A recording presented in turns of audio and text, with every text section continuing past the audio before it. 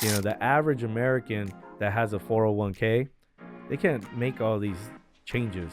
They're just going to start collecting their money that they've deferred because they didn't want to pay taxes on it when they were getting it. We're not afraid. We're not gonna shy away from the conversation of money, especially when we're sitting down with clients and 4 or 5 major concerns: Social Security, Right. taxes, the cost of living in modern day. People got to either make more money or save more money, right? Inflation. I mean, these things are real. Yeah. And taxes is another big conversation. 1, 2, 3, 4.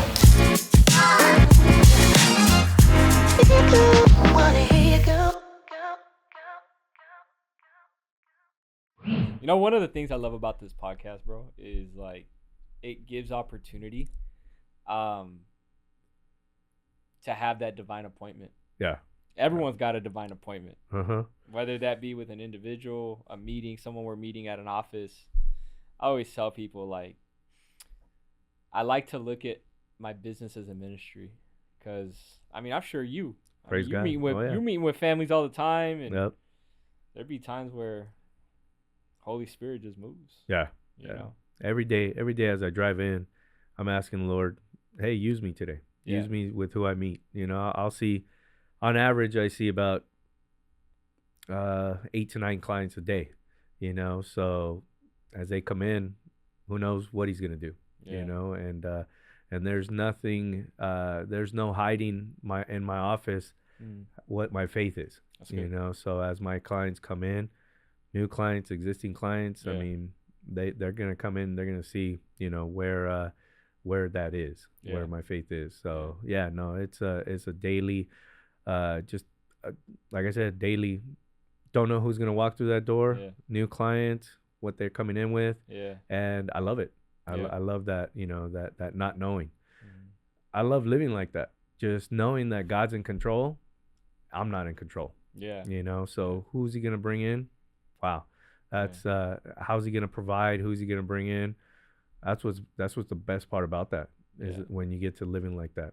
So it's funny, man. Like, obviously, like being in the being in the life insurance space, and bro, I'll be so honest. I don't know if this is the right thing to say or not, but I just use it as, I always try to find like a segue, right? In sales, they say it's like try to find common ground somehow, right?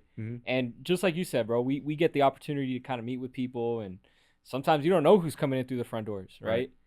And they say, oh yeah, you do life insurance. I say, yeah, I do life insurance, but what kind of life insurance do you do? Because you got the Primerica guys, you got the MLMers, stuff like that. And I'm like, yeah, well, I do. What type of life insurance are you looking for? The type you pay or the type you don't pay for? And it's kind of like a little icebreaker where people say, well, wait, hold on a second. There's a type. I know a guy. And we just go into, hey, this is the ultimate life insurance, right? You know where you're going after that, but exactly, man, Jose, bro, it's a pleasure to have you. Just a formal introduction. Welcome, guys, to the Wealth Group Podcast, a podcast really that's designed to take people beyond the meeting rooms and the Zooms. And today I got one of my good brothers here, kingdom builder, kingdom entrepreneur, tax guide, the man, the myth, the legend, Mr. Age Financial, Jose Estrada, bro. Welcome to the show, man. Thank you. I appreciate you having me. It is, my first podcast. That's right. So hey. Let's go. Let's see what it's all about. Oh man, Bernard, we're on a roll, man. We got 2 first timers. Last week, we had Wences. Wences is the owner of CEO of Build Network. It's a pretty big network. As worldwide. And he was sitting right here as well last week. He was like, yeah, it's my first podcast. So we're on a roll, man. 2 in a row. So some first timers, bro, man, how you been? Doing great. Little hiccups this morning getting over here, but if it's something that you gotta make decisions sometimes on certain things that you're doing, and I pray that I made the right decision by doing what I had to do this morning to get over here, but it's still I still got here. So I pray that everything goes well with my daughter, dropping her off for church camp today. So hopefully she has a great time up there. I know she will. I know the Lord has a plan for her. So but got in here. Sometimes it's like when my wife Gabby's on the worship team at our church, right? I serve on Dream Team. We do a couple things with our ministry at our church, and we do Kingdom Entrepreneur events all the time. And I don't like to give.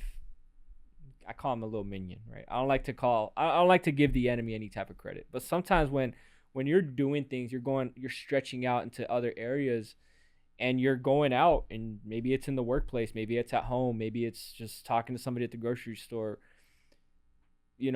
Whenever God's at the center of it, right? The enemy's going to do everything possible to try and make that not come to flourish, especially when it's anointed and divine by him. So, oh yeah, definitely. We know that whenever we're wanting to spend time with God, whether it's us, our kids, our wives, us individually, we can't go wrong with that, man. There's never a wrong decision. So, but yeah, man, I'm excited. Okay.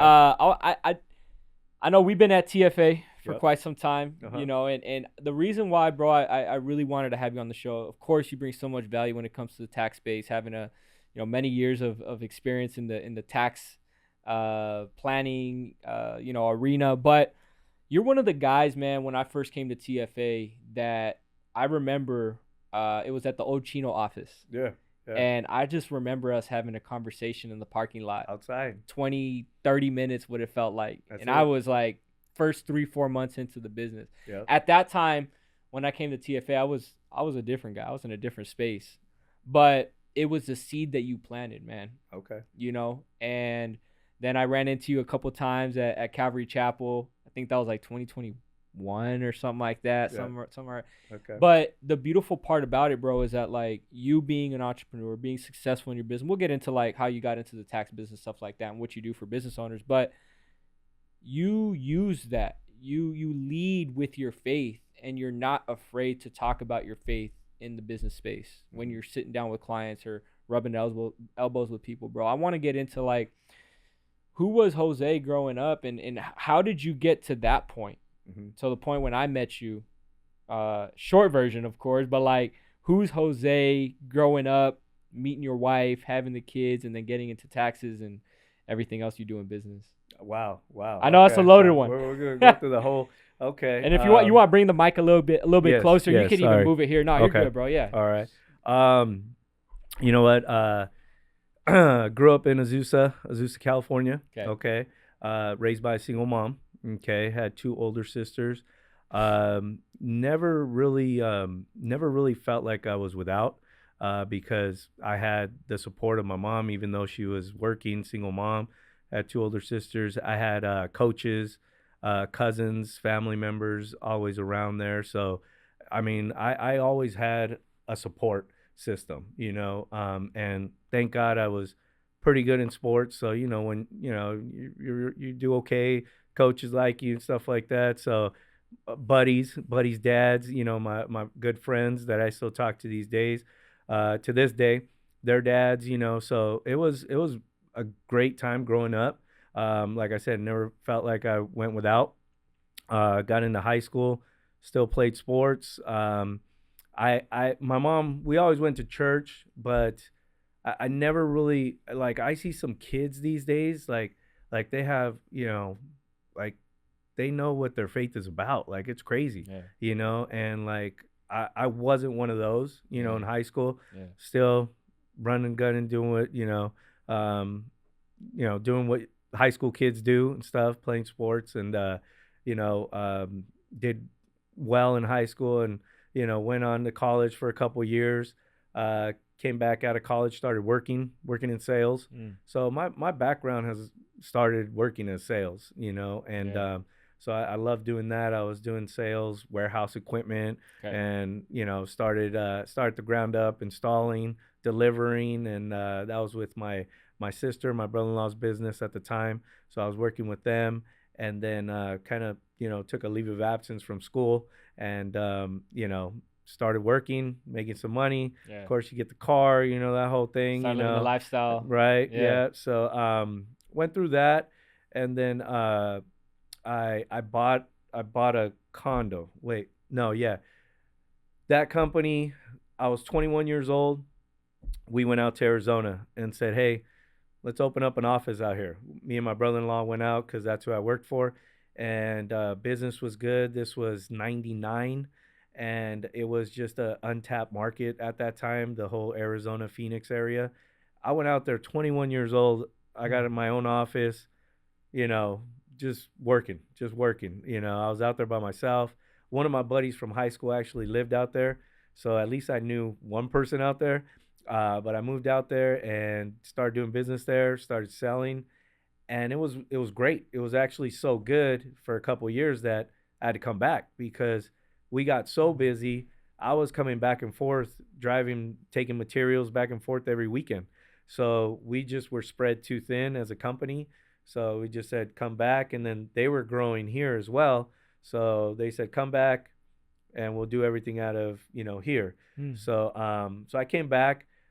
In hindsight, man, if I would have done that in my 30s or 40s, I probably would have stayed out there. I was 21. I mean, it was a great opportunity. Yeah. We just went out to Phoenix area last week. Yeah. It's expanded so much. I mean, so many businesses out there. I mean, we would have done awesome out there. But again, at that time, we were just spread so thin. So I came back and, started working here, making some money, but I knew I would never be the owner of the company. It was my brother-in-law and my sister, right. So, Yeah. So, I started looking into certain things and looking into real estate and read Rich Dad, Poor Dad. Okay. And of course you read that book Changes and you're everything, a W-2 bro. employee, changes your whole mindset.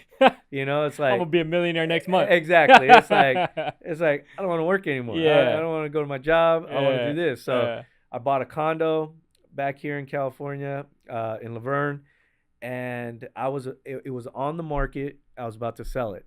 And this was when Robert Kiyosaki, he would have 3-day events where he would actually still actually show up there. Right. This is early 2000s. So Right. I go to this 3-day event. I come back. I tell my realtor, take the property off the market. I'm not selling it. Wow. Because it was all about building wealth. So from Yeah. that one condo, as it gained equity, I pull a equity line. I bought another property. I do a cash out refi, combine, pull out another equity line, buy another property, and I built a real estate portfolio that way. Wow. So at one point I had 9 properties, Wow. So, and most of them were out of state, New Mexico, Texas, Arizona. And so I built that pretty quick. And, I was like, this is great. Built the properties, got them rented out. This was in a matter of how long? This is a matter of like 2 years, So you went from 0 to 9. You went from 1 to 9. With one condo, I got 9 properties. Yeah. Wow. Because again, just bro, doing that's the cash that. out. But see, that's like, yeah, wow. Yeah. Okay. I mean, but I bought the condo at $75,000. When Yeah. I sold it for $240. So between 75 and 240, that was the equity that I would pull out and just buy another property. Yeah. Just put it down payment, buy another Yeah. property. Unfortunately, things happen. I got married, okay, and I was married for 2 years. It was a quick 2-year marriage. Wow. But during those 2 years is when I was acquiring these Wow. properties. You want to bring this in just a little bit? Yeah. Sorry. Yeah. You're good. So during these 2 years is when I was acquiring these properties. So once it comes up to, hey, it didn't work out, Yeah. and we split up, I got all these properties, and now I got to get divorced. And I was just like, you know what? We didn't have kids. It was 2 years. I'm like, I just want to clean slate. So we Start split up fresh. everything, Wow. sold off everything. I mean, thank God it happened right before the real estate crash. So this was wow. now, Okay. 04, 05, 06. Okay. Happened right before everything took a dump. So we sold off everything. I moved on. She moved on. And I just didn't want to hold on to anything. I wanted to just move on. Yes, I lost a lot of money during that time, but hey, it's money. You can Wow. always gain that back. Yeah. I wanted a peace of mind. I just wanted to move forward. Bro, a lot of people, can we just bookmark Oh, that for yeah. a sec? Because I feel like that's so powerful. Yeah. I don't know if you were in church at that time or, walking, but the way I see it is like, I didn't know that story about you. Yeah. I didn't know that. It was Right? it was a quick part And of even my though life, it was, but it was a huge, quick yeah. part, but even in the smallest little moments, like, Yeah. I just see God's protection over your life. Like, Yeah. yes, we could see, of course, like I'm sure the whole split up was an entire testimony in itself, right? Mm-hmm. And even a protection and what God had for you in the future. But even the crash was coming. Yeah. No, if it, right? I mean, I would it would if we would have waited. I'm sure you a year or thought 2 about years that. longer. Yeah, It wow. we would have been sitting on these properties and just it would have just still been just Wow. lingering on, you know. Yeah. So definitely got out of that. I was not walking with the Lord the way I am right now. Yeah. So at that time, you know, we got divorced, but I did feel like that was my shot. I did feel like, okay, God, that was like my shot to get married. I don't know if I get married again. Yeah. You know, it was just like, you know, because there was still some conviction in me for getting divorced. Right. You know, so they were still going through that. Yeah. So again, there was still something there, and that's why I just wanted to, you know, clean the slate and move forward. Yeah. You know, so I go through that, go through some rough years. You know, I was a lender at the time too. Okay. I became a lender because I was a real estate investor, became a lender, trying, you know, help clients out with lending. And then about 2 years of just no business. Were you doing taxes at this time? No. Not yet. Okay. This is what got me into taxes. Okay. So I'm doing lending. I mean, I'm working with clients, but their credit is shot. I mean, it was crazy. And this is like what you said, 2007, so right around Yeah. Okay. No, so that bubble is about to pop. 6, 7. You know. Okay. It was just crazy. I don't know if we'll ever see that again, where people just could not buy and they just didn't qualify. It was crazy. It was crazy. I mean, about a year of just no income. I mean, I had made money from the sale of the properties, kind of, you know, took me through that year and stuff. But then my buddy had a tax office, and I went in there and I said, hey, I do loans. Can I sit in here, maybe help your clients out, talk to them about, you know, refinancing, buying, what we could do. So I'm in the office there, and I see these clients coming in, and I hear what's going on, taxes and things, and I'm like, I'm a numbers guy, and I'm like, hey, can I do taxes? You know, he's like, get your license. I'm like, okay. So I got my license, and he just threw me out in the water. Like, he just threw me clients, like no training, no like. So the first week I do taxes, I met with a client, and I put the wrong number in the W-2 in regards to withholding. Okay. So their refund is like $15,000. Okay. Oh, bro. And it's like, this is the first week. Okay. First week. You're the best tax guy in the world, bro. They're like, okay. And I'm like, yeah. And so I take it downstairs, and I show my buddy, and he's like, no, man, you messed up here. I'm like, I wanted to stop. I was just like, yeah, I just like, I messed up. I can't believe it. Gosh. The worst part about it is I wasn't supposed to e-file returns yet until he reviewed them. This one accidentally e-filed it. So it went through. So I had to call the client back and say, you know, you're not going to get this refund. It's going to be this. And the IRS did make their adjustment. But, man, first week, and you making a mistake like that. And I was just like, yeah. Man, it was bro. crazy, you know. Dude. So so that was, you know, I got through that. Yeah. Meeting with clients, and you know, just continue to, you know, plug away. Did that for a few years, and during that time, I met my wife, which is I'm married to now, and I met her, and it was awesome. I think we were engaged for. We were dating for about a year, then got engaged, and you know, and then Gabby and I same story. Yeah, engaged for 100 days. Yeah, got married right away. Yeah, man, it was you know, so. So I'm curious, bro. Like, where did the name Age? Because you go by the name of your company is called Age Financial. So AGE. AGE. Okay, where's the AGE? So AGE is what is Alyssa and Juliana Estrada. So that's my two daughters. So okay. Alyssa, Juliana Estrada. That's cool. Just so happened it came out to Age. Age. You know? Okay, I always thought it was yeah, Age. yeah, AGE Financial. Yeah, okay. Yeah. So okay, cool. That's how we came up with that name, and you know, even with that, that's really at the point where God humbled me, where I really surrendered my life to Him. You know, like I said, I was doing taxes with some other guys at their office, and then at one point, when I started H Financial, I went out on my own. And of course, when you start your own business, there's some pride there, right? Yeah. You're proud of you're starting your own business, you're going out on your own, entrepreneur, this type of thing, right? Um, and God just like he's like he took care of that quick. And for a couple of weeks there, I didn't know if I was even going to be able to continue the business and file tax returns. Why is that? So, well, there were some issues with the guys I was working with. Got it. Okay. Yeah. Okay. And- okay. and Just it- like logistical side Well, or IRS logistical side. Oh, wow. Yeah. Okay. So Got there it. were some stuff that I had no idea what was going on, yeah. and it was pretty bad.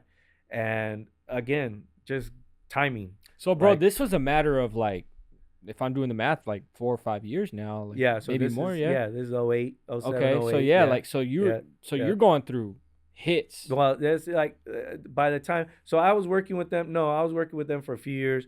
About 2012 now. This is 2012. 6-year span, 7 Yeah. year span. Mhm. You're Yeah. getting hit. You got divorced. You got the houses. You got I now let business go of going those. out. Yeah, let right? go of those. I met my wife. We got married in 2009. Okay. So Okay, cool. Yeah, so Okay. we got married 2009. Okay. I had my first daughter 2010. Beautiful. So yeah, Yeah. so and again, it's going through the times where, like, I'm doing taxes, and at this point, tax season was January to April. It was about 4 People months. weren't doing the extensions all now. That's the time. They were, but it wasn't the type of client I had at that time. Got it. I didn't have the type of clients I have now. It was more W2s, W-2 employees, stuff like that. Okay. and Simple so- returns. Yeah. Okay. So it was just tax preparation. Got it. And after that, I got to find a job.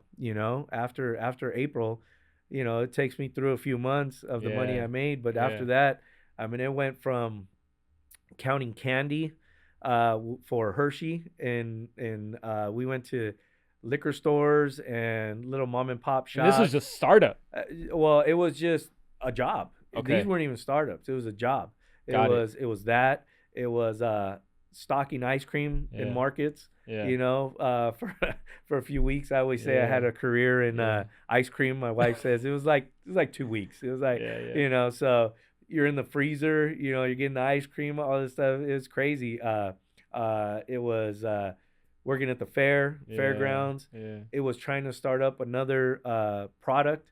So, bro, you were trying to get after it. Yeah, You were starting yeah, business. sure. You were knocking. Yeah, Knocking. yeah. What was that point where you're just like, all right, God, like you just. You're going at it, and you're just surviving at that time. At that time, I'm just surviving. I'm just trying to get by. My wife's at home with my daughter, and we wanted her to be at home with her, and I'm just trying to make it.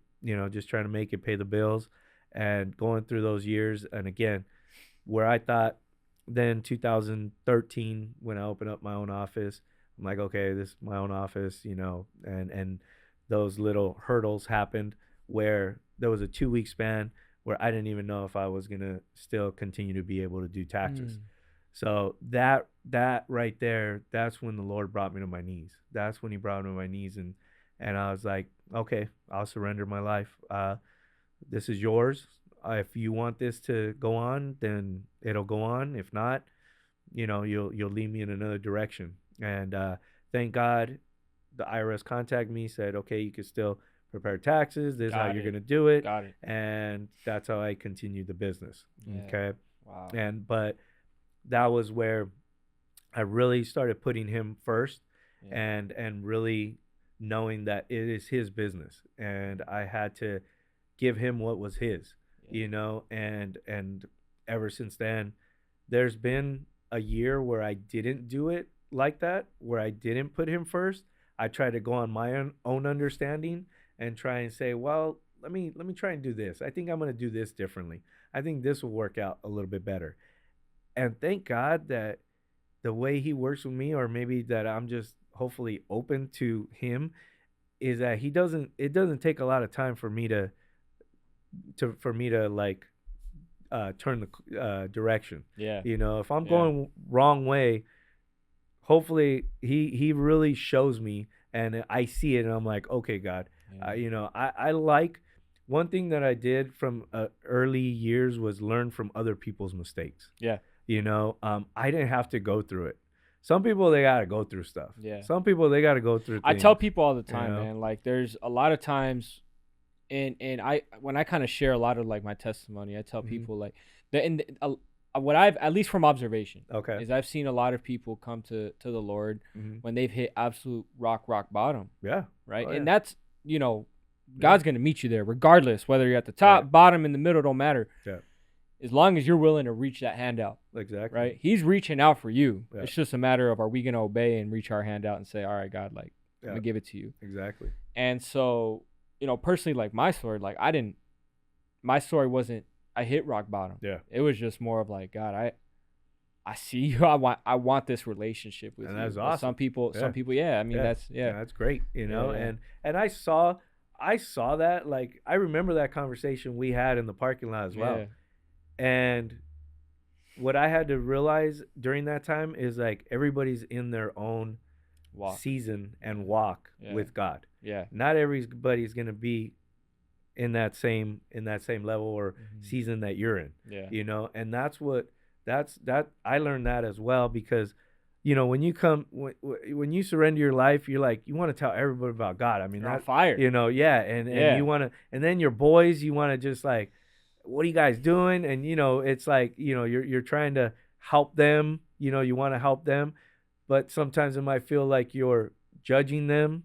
Yeah, You know, it's hard, and so you have to take a step back and say, you know, everybody's gonna. I just pray for them now. I pray for them, because everybody's going to have to find the Lord their own way. Yeah. You know, and you pray for them. And like I said, at that time I saw it and I was like, yeah, okay. I see this guy. He's legit. He's, you know, he wants to, you know, make money. He wants to do business. But it was that other side that still had to come around. That still had to come around a little bit, you know, and you know what? The Lord, he got you. Yeah. He got you, just like all of us, you know, but every person is going to come differently. Yeah. Everyone's going to have their own encounters, their own places. Oh yeah. Yeah. And bro, at that time, this was like, I think it was 2021, 22, somewhere around there. Yeah. And I was curious. I was like, man, I grew up Catholic. Okay. I grew up going to church maybe twice a year. Mm-hmm. And I had stepped into, you know, a church here and there, but really the story, I don't know if I've shared on the podcast before. It's like the story that finally made me kind of like grow that relationship with the Lord. It was Roth. Oh, okay. I walked into my first church service at Golden Springs, and Roth was talking about the story of Joseph.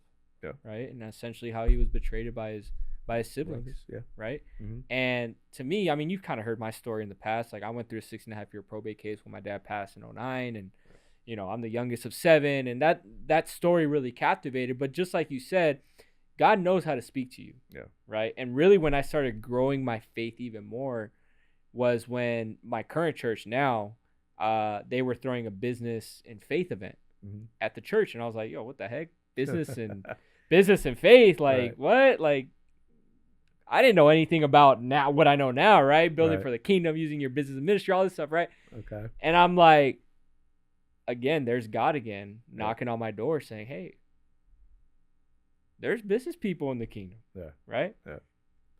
And I just remember the pastor sharing at that event one day is just come back to church every single week for the next year. And me being the competitive guy, I was just like, man, I could do that. Right? I fell in love with the songs and the sermons, and I felt good. Mm-hmm. But what I started to realize after the year of me going consistently was, man, I started to transform my mind. Mm-hmm. I started to, instead of, I think people go in phases when they first come to Christ. It's like, what can God do for me? Mm-hmm. And then it goes to, oh man, I'm starting to walk differently, talk differently, share this relationship with God differently, right? And then it becomes, God, I just want to serve you. Yep. I just give it all to you, mm-hmm. right?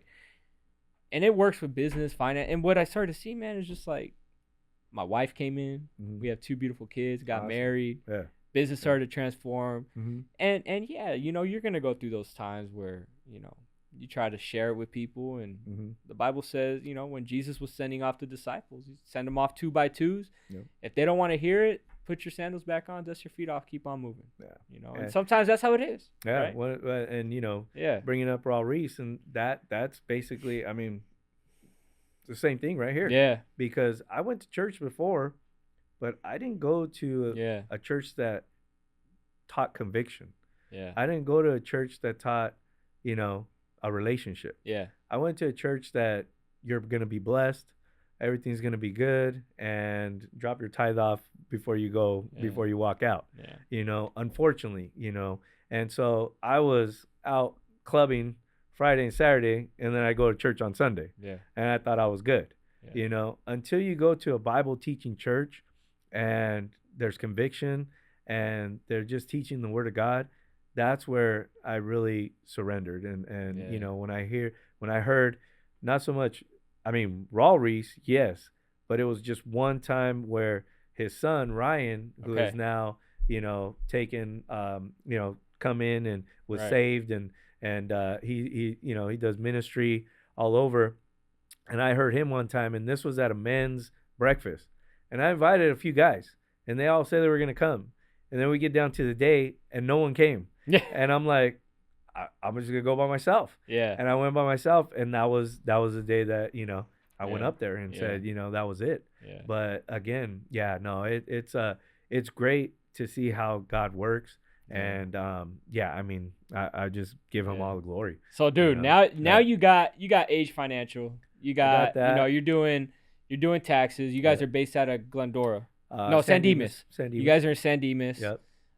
You got a whole staff there rocking, and you know, you're also doing insurance. And, Yes. You know, mixed in with TFA and providing financial plans and stuff like that. Right. You know, you going to Dodger games now. You know, taking some days off, right? Yeah, going you on know. vacations. Able to. You know, yeah. Thank God going, for that. you know. Yeah.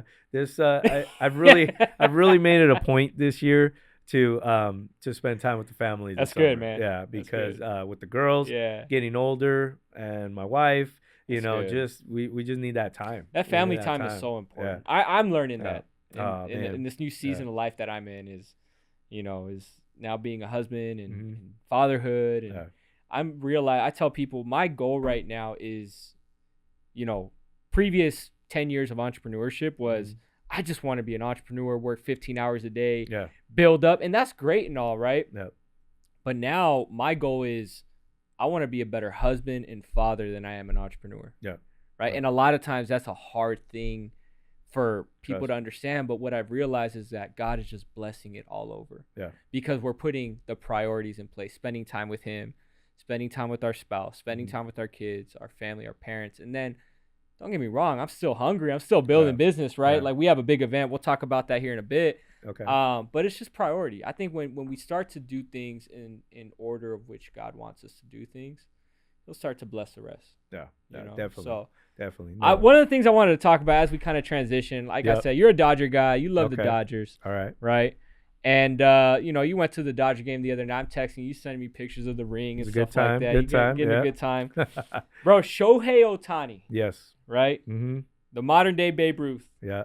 Broke the news about 2 years ago when he signed that contract with the Dodgers. And why you guys may be thinking, why is he talking about the Dodgers on a podcast? They're talking about faith. They're talking about a bunch of different things. It's a Wealth Group podcast. Well, he signed a record, what was it, $700 million contract with 98% of it or something like that deferred. Mm-hmm. Why would somebody with such a large contract that can make $700 million over the course of 10 years defer, what was it, $680 million? Mm-hmm.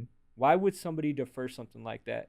And this is a question I want to ask for the sports guys out there, for the business guys out there. There's got to be some business strategy behind that, tax strategy behind that. Well, first, he probably doesn't need it right now. So that's, you know, that's one. That's true. Talk about that retirement plan. I mean, you know, because if he needed it, I'm sure he'd take it. Right. You know, but I'm sure he's doing well right now. I think he's building a house in Hawaii. It's like it's crazy, the house he's building over there. That's on crazy. I think on the Big Island. Wow. But by deferring that income, of course he's not paying taxes on it right now. You know, so who knows where he's going to be in the future. So they could tax plan from here till he's going to start collecting it to see how he's going to get taxed on that money. If he just takes it right now, he's going to pay taxes on it with his current situation. But he's just saying, you know what? I'm just going to defer it. We're going to see where we're at. We're going to see what I have to do. We're going to see what I have to buy, so that when he gets to that point in collecting those funds, or how he's going to collect the funds, I mean, he's not going to pay any taxes. But with taxes going up, potentially, we don't know what the future is going to hold, right? I mean, you're more the tax guy, right? We hear all the time, strategists say, hey, taxes are going up, taxes are going down, defer your money, take the money now, grow your money tax-free. I mean, we're hearing things from all over the place. Why? His situation is different from the average American. I mean, he can start businesses, he can buy real estate, he can really shelter his income so that when he gets to that point, he knows what he's going to be paying. The average American that has a 401k, they can't make all these changes. They can't start a business. They can't go out and buy 10 pieces of real estate at a time and invest millions of dollars. They're just going to start collecting their money that they've deferred because they didn't want to pay taxes on it when they were getting it. Yeah. So again, it's a totally different situation when you get to these guys. They have the best tax planning, best CPAs, best tax advisors that are working on this right now, so that there's no surprise when he starts collecting this money. Now we can do that definitely with clients, but they have to have the means, and they have to be able to do the things that we can tell them to do. Like I said, buy properties, how to hold them, how to set up entities, what type of businesses, all those type of things. These are all things you're doing for clients and stuff like that as well, right? Because one of the things we do, obviously, in both of our businesses is we help clients with those tax deferred type plans. Right. I want to get into some, because there may be someone listening out there that they say, man, well, I got tax deferred plans. Shohei Ohtani's doing it. I want to defer my money. Right. Let's unpack this video. I got a video here that I kind of want to share on deferring of taxes. Okay. I know obviously 401k is super popular nowadays, right? Okay. And so we know that a lot of those funds are tax deferred, but I want to get into this. I want to get your reaction on this, bro. Let's take a look at this video real quick. Okay. People they swear by their 401k. But here's how I handle the 401k. When somebody says, hey, I got $1 million in my 401k, I say, great. How much of that is yours? They go, what do you mean? It's all mine. I go, it's not yours. You got a partner. In fact, you're the limited partner. The general partner is the federal government. And you have no idea how much they're going to take from you. Right now, it's 38, 39% they're going to take. What happens when it goes to 50, 60, 70% like in the past, or up to 90% as we did in the 1950s? Yeah. The marginal tax rate was 90%. You have no idea how much of that money is yours. Why don't you put it into something that you can control, that you know it's yours? So people see that 401k. When somebody says, hey, people see that 401k and they're like, man, well, I'm just gonna defer that money. I don't want to pay the taxes now. I am not. I can see that definitely my my thinking with my clients is different than other tax preparers. Okay. In regards to, should you defer taxes? Okay. For my clients and how they're doing it, they're putting money in the 401k. That is going to be taxed as ordinary income coming in. And again, when they get to retirement, these people are not Shohei Ohtani. They're not going to have millions of dollars that they could go start businesses, buy rental properties. They're not going to be able to do that. All they're going to do in retirement is start collecting this money that they've deferred. So they're deferring taxes. Not only are they gaining interest for themselves while this money is in, and hopefully the market does well for them, but they're also gaining interest for the IRS. The more money that's in there, the more interest they're earning, but the more money the IRS is earning. Because again, just like the video said, they're your partner. Yeah. IRS loves deferred compensation. Why? Because they get more money at the end. If I have $1 right now and I pay taxes on $1, they're gonna get 30 cents.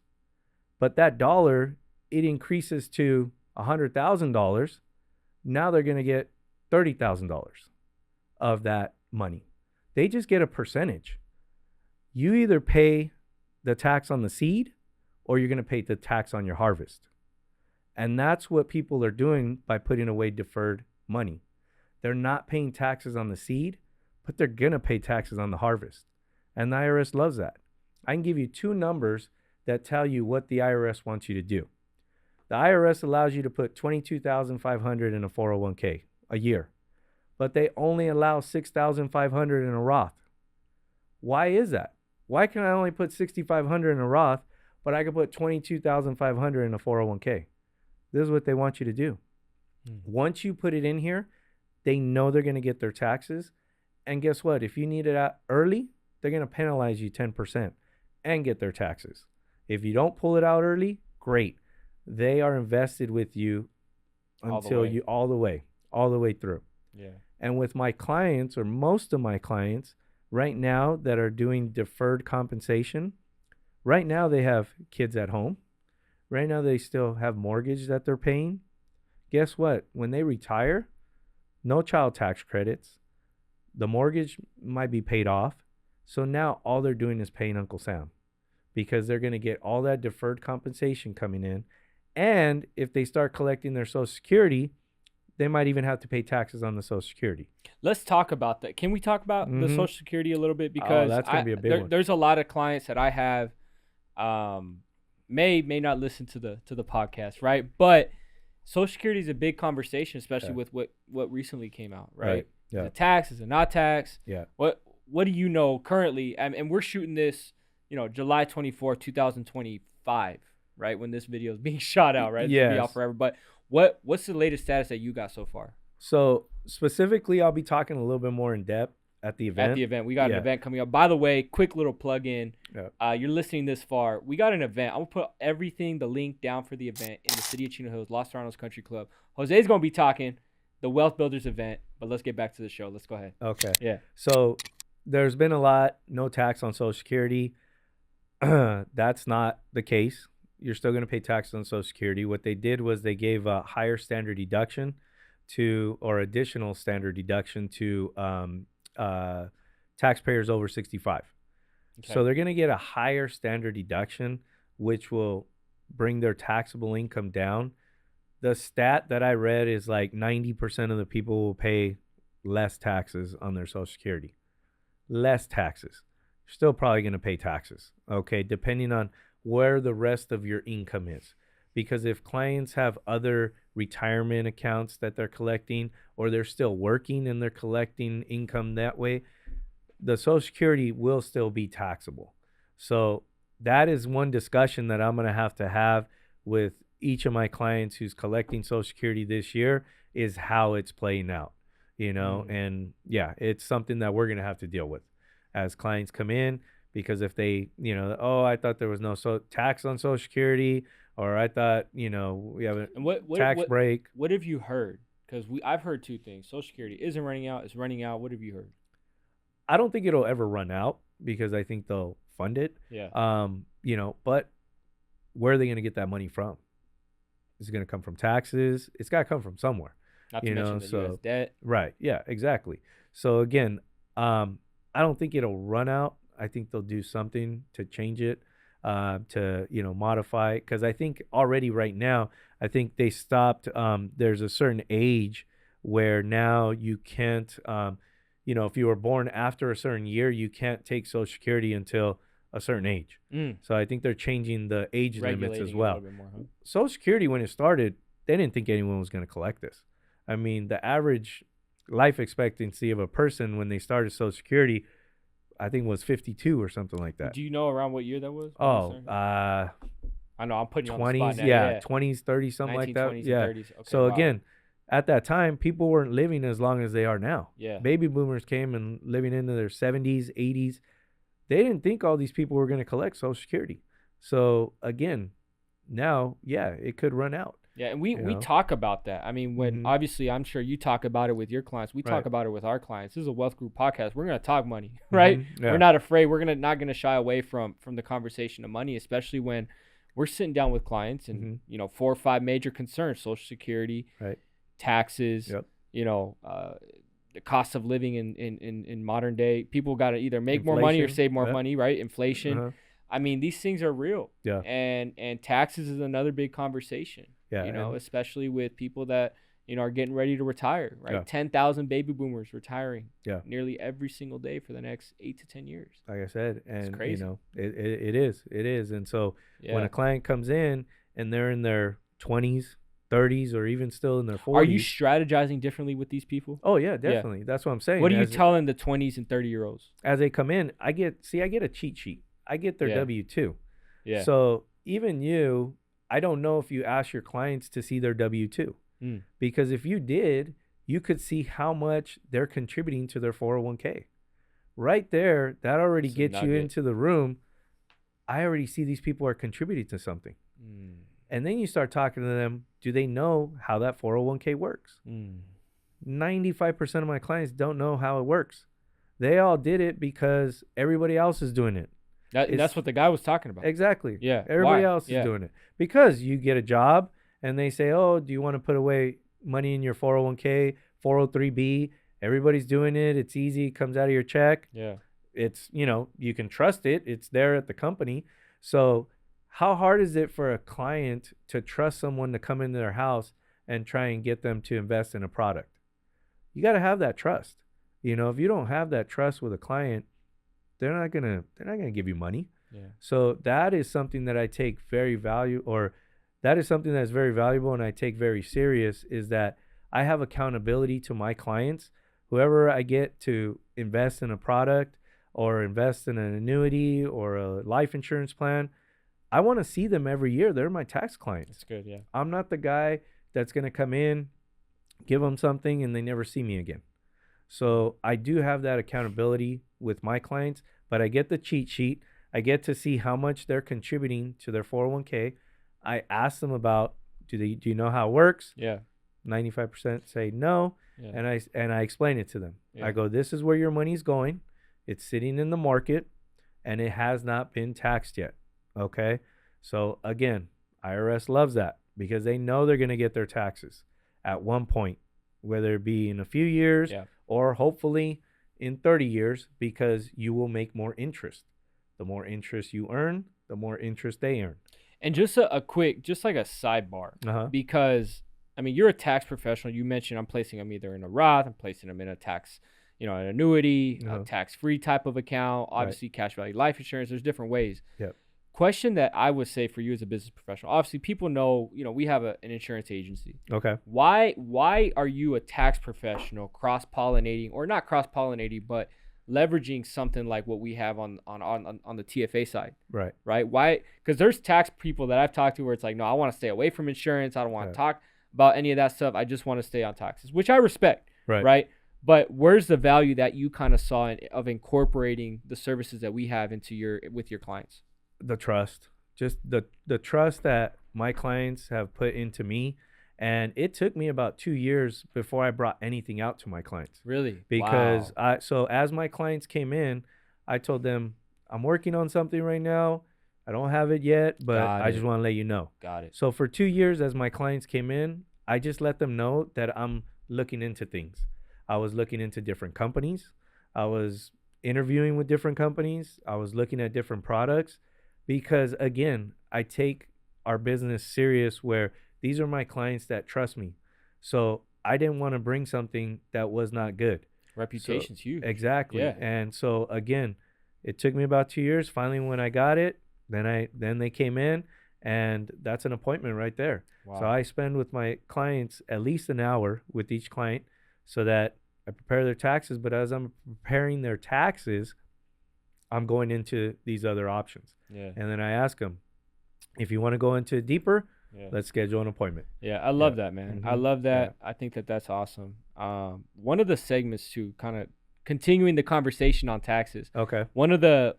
I put it out on my Instagram yesterday, and I said, hey, I'm meeting with this high level tax advisor. This guy's a strategist. He goes goats of goats. And I said, what questions you guys got for me? A lot of people watch this show. They're real estate investors. They're business owners. Okay. People that are just interested in tax knowledge, right? Because we understand that when you're trying to build wealth, you got to understand. You don't got to be an expert on taxes, but you got to understand, how the tax code works, different specifics. Go ahead. You got something on? Yeah.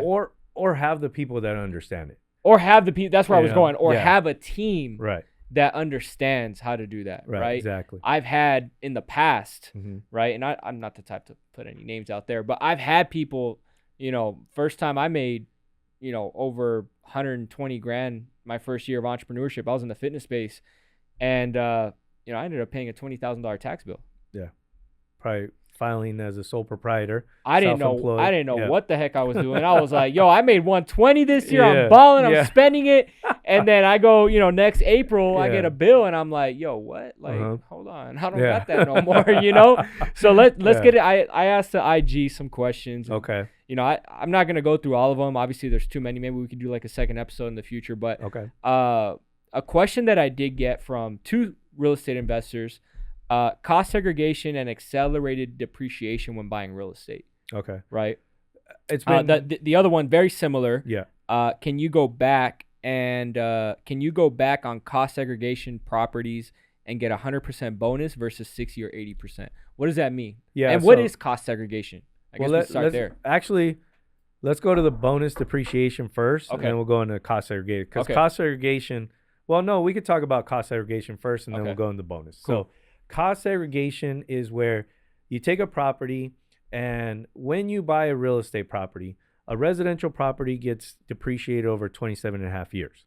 A commercial property gets depreciated over 39 years. That means you break up the property into 39 parts, and you get a part of a deduction every year.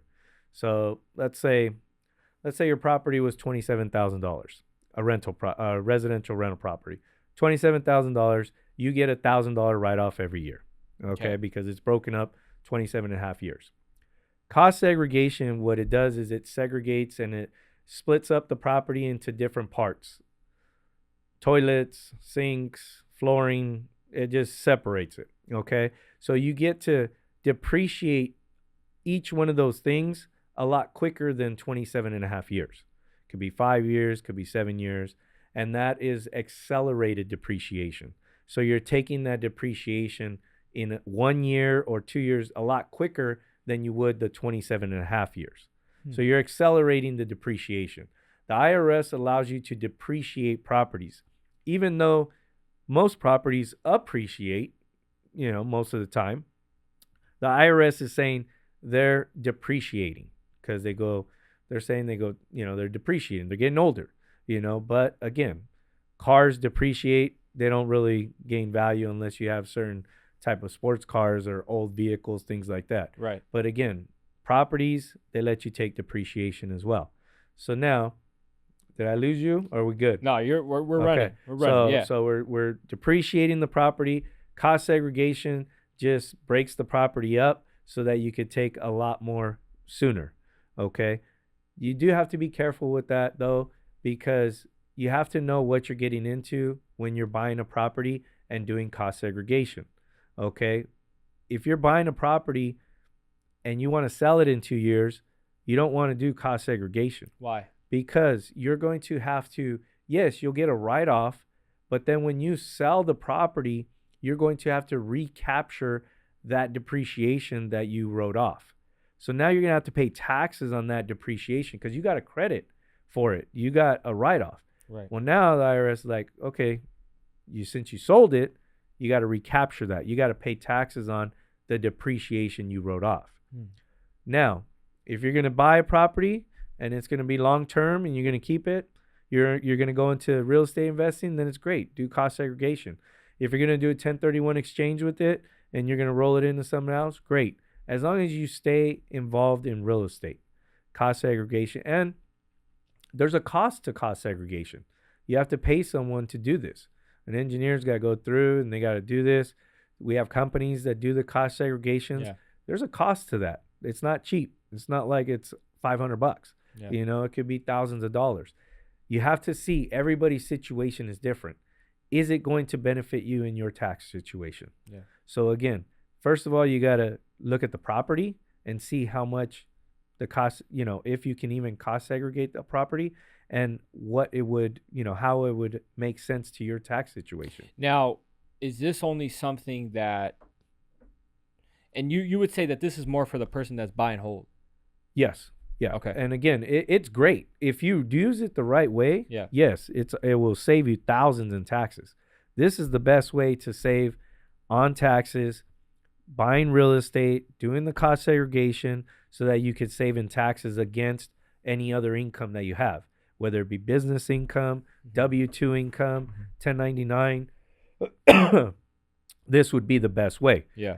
The next thing would be the short-term rental, a short-term rental property. Buying a short-term rental property, keeping it as a short-term rental property for a year, taking the losses in that year, and then you can transfer it to a long-term rental property after that. So again, what's the difference between a short-term, long-term rental? Because a lot of people nowadays, I'm sure you're going to talk more about this at the event that we have coming up, but big thing right now is Airbnb, right? Short-term rental, is that considered short-term? Long-term rental, what's that considered? Short-term rental. It's a short-term, yeah. Long-term rental is anything over... So short-term rental by definition, Yeah, by definition, you're renting it for less than 7 days at a time. That's a short-term rental. Okay. Because you're having to manage it. And what if you're renting out that Airbnb 2 weeks, 3 weeks at a time? Long-term rental? As an average. Okay, yeah. got it. So, got it. So again, you can average it out over the year as long as you have the property. A long-term rental is you sign a lease agreement with the renter, and that's their residence. Got it. That's a long-term rental. Got it. Okay, Got so definitely, and then there's income limitations to where long-term rental do not help our clients. You might buy a long-term rental, and it does not affect your taxes at all. So there's income limitations to that as well. Yeah. Okay, so we're gonna have to talk about more of that. Yeah. They definitely, anyone that has those questions should be working with a tax professional. Should be working with, and not so much a tax professional, but a tax strategist or a tax advisor. There are different tax professionals. CPAs are certified public accountants. They get their degree in accounting. Okay, they might not know all the tax laws and tax code. What their job is to prepare your taxes in the best way they feel based on the numbers that they're getting from you, and that's what their job is. Same as a tax preparer. Tax preparer is there to prepare your taxes. You bring them documents, they're going to enter the documents and prepare your taxes.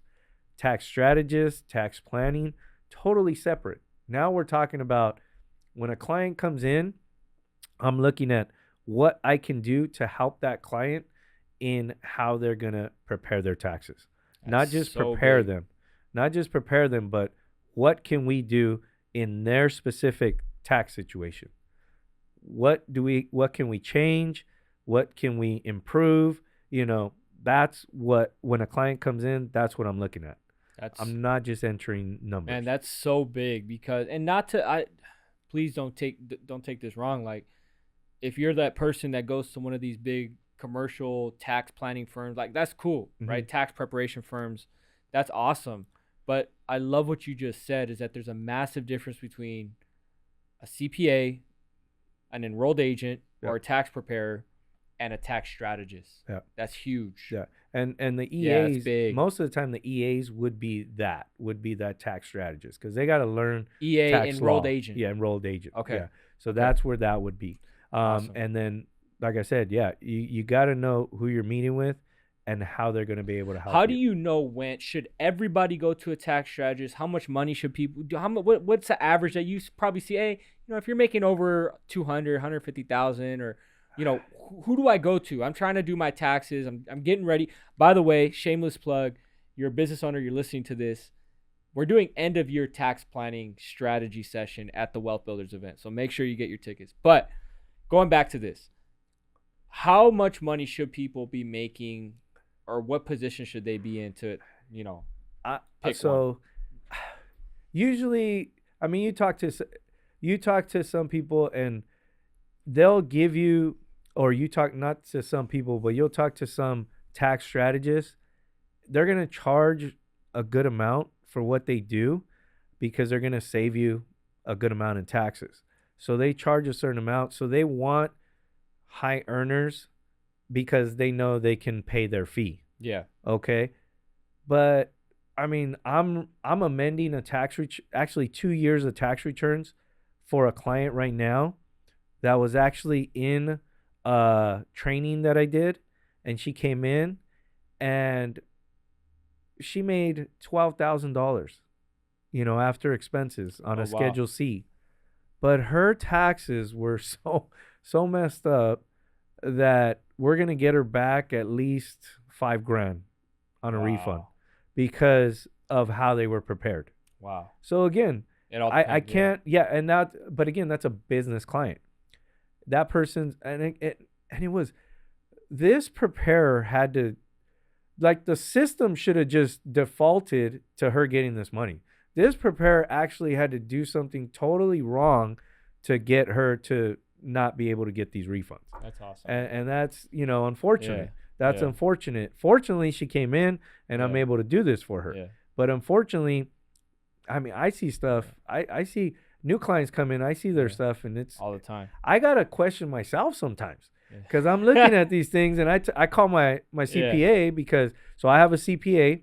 He prepares our corporate tax returns for our clients because, again, I want the best possible service for our clients. Yeah. My CPA's got over 30 years of experience. He Yeah. prepares the tax return. Yeah. And I tell my clients that they're getting that prepared by them, and then we take care of it from there. But I mean, I call him and I'm just like, dude, are you Yeah. this is what I'm seeing right here? Yeah, And yeah. I'm just like, Yeah. I mean, he just told me about another one where, he got a new client in and they just made an adjustment of $150,000 on their tax return. It's I crazy. got a question because I had a couple of the same questions on this one. Okay. Right. And obviously you got, I mean, we're both in the insurance space. We're Yeah. doing key man policies. We're doing Oh yeah. executive bonus plans. Yeah. And it's a famous question, especially in our industry. Right. I never like to tell my clients. So a lot of my clients are going to be listening to this that are business owners. Okay. The famous question, right? Can my life insurance be written off on my taxes if I'm a business owner? Okay. Depending on the type, permanent, term, that's a very fine line. Sometimes it depends, always on situation, of course, just to kind of frame it up. But in short, can it be written off if it's written up as a key man policy? As a key man policy, you have to do it a certain way. Okay. You have to do it a certain way. And if you want to write it off, if you want to have it as an expense to the business, it has to be done a certain way. And that's something that we could go into detail With because time. because again, the first thing is always my answer to most tax questions is it depends. Okay. Depends on the business. Okay. It depends on the income that the business has. It depends on the salary that the officer's taking and how you're going to pay it out. So if you are a W-2 employee and you're just paying your premiums for your life insurance, no, you cannot write it off. Okay. But if there's a business involved, then we have to get creative, and yes, you can write it off. That's But a it has famous to be question. done. It has to be done Yeah. a certain way. So there's a possibility that it could be done. It could be written off as an expense to the business. There you go. Okay, So, so for again- those of you guys that asked, there you go. Again, Again, Has to ask be your done tax correctly. professional. Yeah. If you got questions, I'm gonna put all of Jose's information down below as well. But, bro, I know we could keep spinning. Yeah. We could keep spinning. Obviously, you guys could already see, like, Jose's got so much wisdom when it comes to tax strategies and planning, and just from his testimony to obviously growing the business and helping clients, bro. What are other ways, I mean, that you're kind of helping clients and providing values? Anything that you kind of, as we begin to close, because we could keep going for hours, man, but Yeah. anything pretty much in closing? Okay, so real estate looks like some realtors are out there, investors are out there, they're talking about cost segregation. Cost segregation, be careful with it, because the IRS sees all this social media going on about cost segregation as well. So I've seen that other tax professionals are talking about audits with cost segregations. Got it. They got to be done right. Do you want to even go into the IRS office and deal with an audit? Yeah. So again, just be careful with the cost segregations. But if you have real estate and it is yours and you're managing it, then maybe look at starting up a management business. Okay. So you have your own management business that is managing your real estate. Okay. That's a whole nother area that we could talk about, Yeah. and how those expenses and how income could come out of that business as well. What are some of the things, man? Because I know we could keep going. Mhm. What are some of the things you'll be touching on at the Wealth Builders event, September 2nd? By the way, September 2nd, in the city of Chino Hills. I'm gonna go through, what was the big BBB, big Okay. beautiful bill. Okay. What changes. By that time, I'll go through that, and just, give pretty much the changes, what the tax code has changed this year in that bill. And then what people can write off in their businesses, what 2025. Right. Yeah. Mm-hmm. Bonus depreciation, how that's back Okay. at 100%. Again, this year was supposed to be at 40%. So when it came back in, now it's back at 100% bonus depreciation.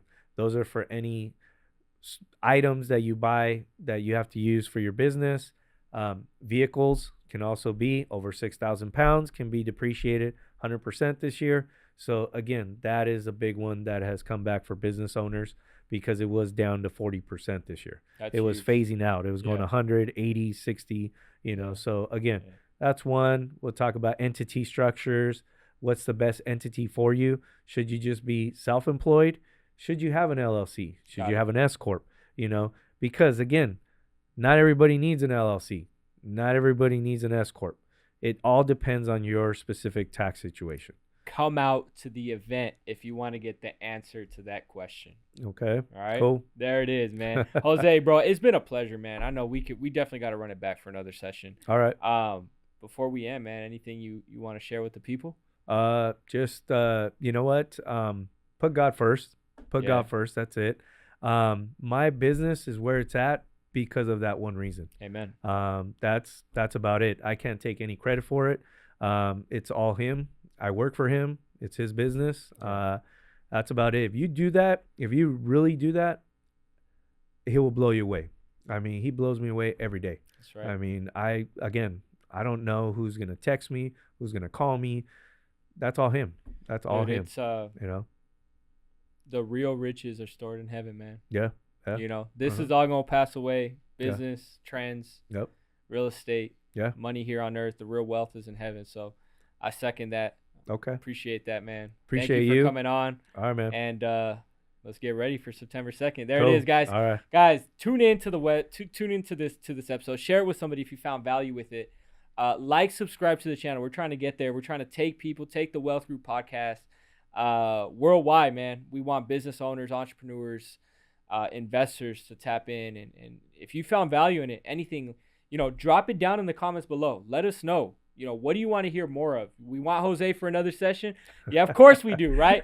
What topics do you guys want to hear when it comes to tax planning, tax strategies, stuff like that? So, again, Jose, man, thanks so much. Appreciate it, man. I'll Thank see you on September 2nd. All right, bro. There it is, We'll man. see you. See you guys. Peace.